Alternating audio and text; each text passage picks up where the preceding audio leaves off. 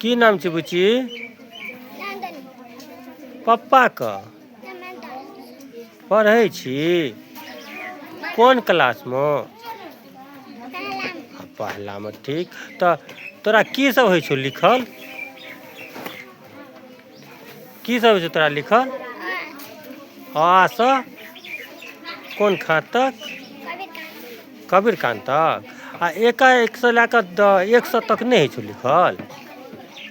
तू तो लिखे छलही, तोरा देखलियो। लिखे छी ना?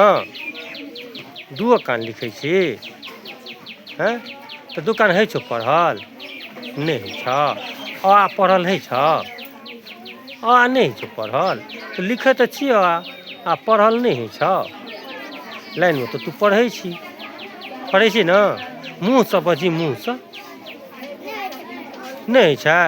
कियो? तो नहीं सीखे छी तू, ओकर मतलब? सीखे के चाही ना? आइ से सीखबी ना?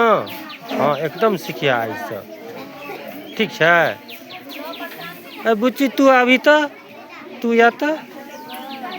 तोहर की नाम छियो? नेहा। तू कोन खान तक लिखे छी? हाँ? आ से कबीर कान तक? आ होइ छौ पढ़ल? पढ़ी तो तू। की? नीक से पढ़ी ना। आ हर्षी दीर्घ हर्षु दुर्गु। तो तना के ना पढ़ी छै? एक एकटा फुटा फुटा के पढ़े छै। ठीक छै? तोरा के नीक से पढ़ल नहीं छौ, आइ से सीख लीह। बुझली? एना नहीं छोड़ के नहीं पढ़े छै। ठीक ना?